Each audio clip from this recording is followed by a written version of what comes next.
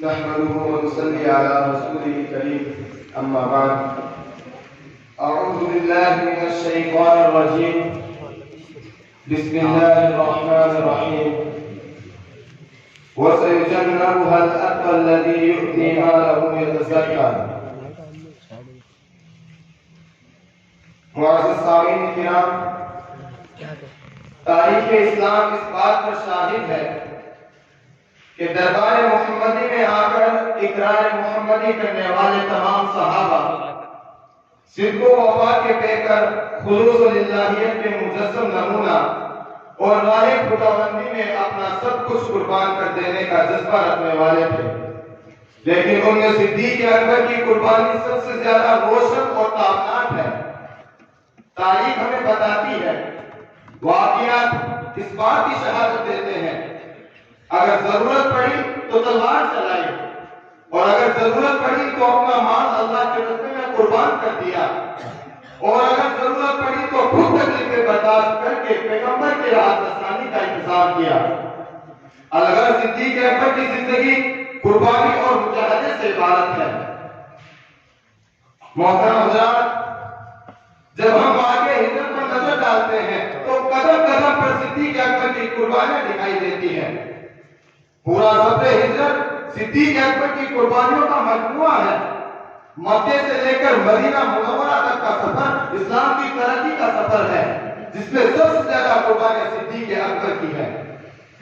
چنانچہ ہم تاریخ کے دروازے پر دستک دیتے ہیں اور پوچھتے ہیں کہ تاریخ ہمیں بتا کہ ہجرت کے لیے اجازت کس نے مانگی تھی؟ اے تاریخ ہمیں بتا کہ ہجرت کے لیے اونٹوں کا انتظام کس نے کیا تھا؟ اے تاریخ ہمیں بتا کہ ہجرت کے لیے سارے سفر کا بندوبست کس نے کیا تھا؟ اے تاریخ ہمیں بتا پیغمبر خدا کو اپنے کندھوں پر بٹھا کر غار ثور تک کون لے گیا تھا؟ اے تاریخ ہمیں بتا سانپ کا ڈسر کس نے برداشت کیا تھا؟ اے تاریخ ہمیں بتا غار میں سب سے پہلے کون داخل ہوا تھا؟ اے تاریخ ہمیں بتا غار کے سوراخوں کا منہ کس نے بند کیا تھا؟ اے تاریخ ہمیں بتا 3 دن کھٹا مول لے کر غار ثور میں کھانا پہنچانے کا انتظام کس نے کیا تھا؟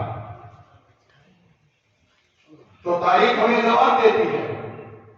تاریخ بتاتی ہے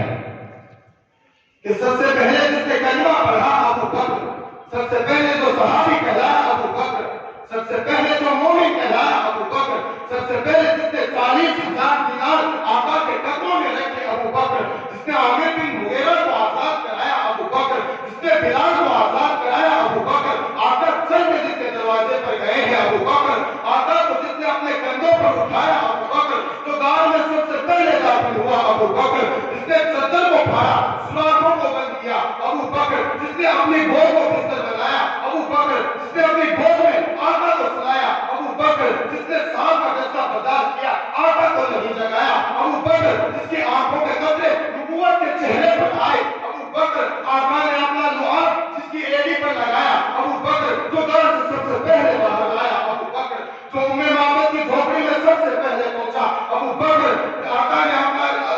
معبد کی جھوپڑی میں سب سے پہلے پہنچا ابو بکر، جس نے بکری کا دودھ دویا آقا کو پلایا خود خوش ہوا ابو بکر، جس نے لوگوں کی غلط فہمی کو دور کیا خادم کون ہے، مخدوم کون ہے ابو بکر، جس نے مسجد قباء کی پہلی اینٹ رکھی ابو بکر، جس نے مسجد نبوی کی پہلی اینٹ رکھی ابو بکر، جس نے ریاض الجنہ کا ٹکڑا خرید کر کے دیا ابو بکر، جو بدر کے میدان میں آقا کے ساتھ آیا ابو بکر، جس نے بدر کے میدان میں آقا کو سجدے کی حالت میں گلے لگایا ابو بکر، جس نے صلح حدیبیہ کا مشورہ کیا ابو بکر، جس نے عثمان کو روانہ کرایا ابو بکر، جس نے آقا کی موجودگی میں مصلوں پر نماز پڑھائی ابو بکر، جس نے منکرین زکات کا خاتمہ کیا ابو بکر، آقا نے فرمایا جنت کے 8 دروازے جسے بلائیں گے ابو بکر۔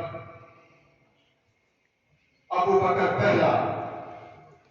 وہ پہلا مددگار، وہ پہلا صحابی، نبی نے جسے ہر قدم پہ دعا دی، وہ افضل البشر بعد الانبیاء ہے، وہ نبیوں سے کمتر، اماموں سے اعلیٰ، محمد سے ہر دم وفا کرنے والا، بشر کی شرافت کا معیار ٹھہرا، صداقت کا اونچا وہ مینار ٹھہرا، جھکاتا تھا نظر عمر جس کے آگے، کھڑا ہو کے شام و سحر جس کے آگے، وہ کتنا بڑا ہے خدا جانتا ہے، وہ کیسے بڑا ہے خدا جانتا ہے۔